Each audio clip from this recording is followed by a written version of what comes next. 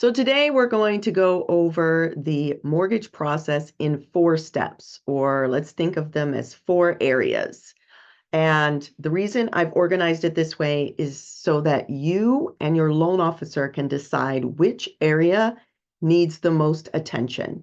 So in order to illustrate the loan process in 4 easy parts, well, maybe not so easy, but you know what I mean. In 4 parts, we're going to use the analogy of a party. So I am going to share my screen here. All right, so we're going to master the loan process in 4 easy steps. And I'm going to demonstrate this just like planning a party. You're going to think of the 4 steps as different sections of a party.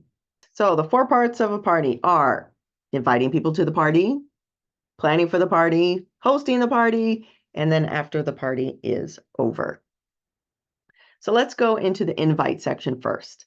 So if you think of your loan officer as the host of the party and you want clients, leads, prospects to come to the party to have a good time working with the loan officer, then the invite part of the party is marketing. That's inviting people. So marketing could include social media, flyers, event planning in itself, organizing webinars for your loan officer, ads that they might place either in social media ads or other types of media ads. So as an assistant for your loan officer, they may want you to manage or do parts of that part. Also, any lead management. So as you're marketing and people are responding to those invitations, how are you organizing those contacts that come in? Now, prepping and planning for the party. So those are prospects that have said, yes, I would like to attend the party. In terms of loans, that means they have said, yes, I want to apply for a loan. So in prepping for that, you're going to gather documents in order to get them pre-approved or get them some kind of quote for a refinance or help them with a home equity line of credit. Yeah, so as a loan officer assistant, you want to help get those things organized. So as leads come in and they say, hey, I want to apply for a loan, as a loan officer assistant, you may help the customer or client fill out their application, help them get their documents uploaded into the right place, and then manage those that are pre-approved. Also, parts of prepping for a party are people that are already pre-approved. They know that they can get a loan from your loan officer.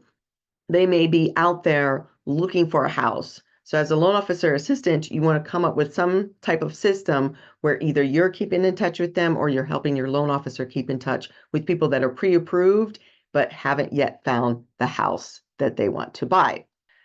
Now here comes the fun part. Well, this is probably the most chaotic part, is hosting a party. Now, when a party is being hosted, like a real party, not this analogy that we're talking about, but a real party, you have maybe several hosts. So, right, you have the host that greets people at the door and says, hi, welcome to the party, and gives them hugs and says, okay, you're going to put your coats over there in the first bedroom, and the drinks are out back. Please have a great time. And then that party host may mingle around and introduce people to each other. Whereas you have other hosts or other helpers where they make sure there's always ice, or that the chip bowl is being refilled, that there's hors d'oeuvres being passed around. They make sure that the music is still playing. They check in with the band or the DJ. They make sure that the bathrooms are clean and that there's clean supplies in the bathroom. That would be the role of the loan officer assistant, whereas your loan officer is the one that's greeting people, shaking hands, saying hello, whether it's at the start of the party or at the end of the party. They are the social butterfly at that party, whereas the loan officer assistant is making sure that the party is running smoothly.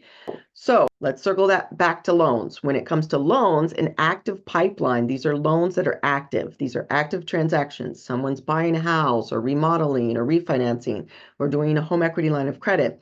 That loan officer assistant is helping to make sure that loan runs smoothly and closes without or with the least amount of drama. All right, our next section would be after the party is over. Now, this is where some loan officers kind of let things fall by the wayside. But after the transaction's over and everybody is celebrating, yay, we closed a transaction, there are a few things, some best practices after the party's over. So people have left the party. Number one, of course, there's cleanup.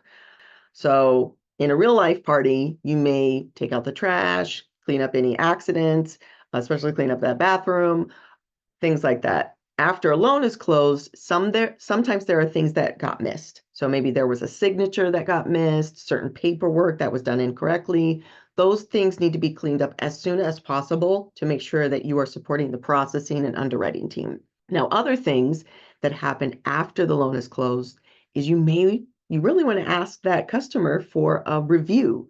So it's a good practice either from your loan officer or yourself to contact the person that closed a loan and say, would you be willing to give us a Google review or some kind of review on whatever system that you use, so that you have people that are interested in coming to future parties or working with your loan officer in the future. Another good practice is what we call aftercare. So after the party is over, you want to make sure that you're really taking care of that customer. Make sure that they understand that you are their concierge. If they need help with anything, they need you to recommend any services for them, that they can reach out to you. So be that customer service person for them, but also anything that has to do with the house, start compiling a list of services that you can recommend to them. Maybe it's a handyman, or maybe they're interested in getting solar and you can introduce them to someone that does that. So really taking care of that customer after the transaction's over sets you up for success for referrals as well as future transactions with that same customer. All righty. So in summary, I don't know why I became British all of a sudden, but as a loan officer assistant, you play a crucial role with the loan officer in the different processes to make sure that everything is smooth for that client. So your responsibilities are going to vary based on where your loan officer needs you most.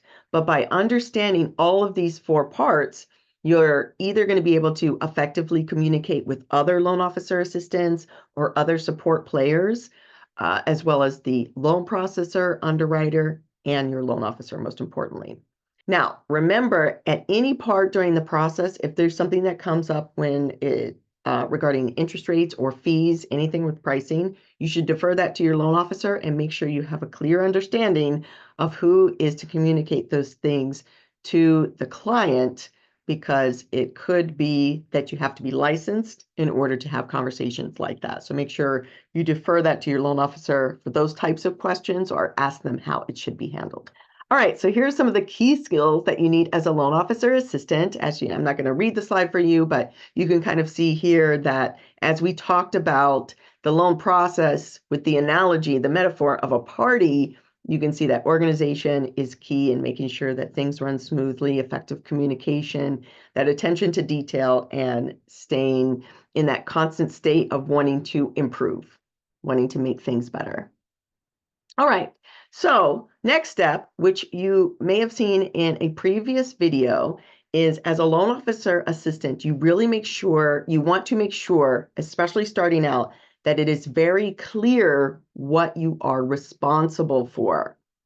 So get with your loan officer. We have what I call it, the bucket list worksheet, and there is a video in our school community that gives you details on how to complete that bucket list worksheet. So what you're going to do with your loan officer is complete 2 lists. 1, what's their bucket list? If they could have their heart's desire, what are all the possible things they would want their loan officer assistant to do?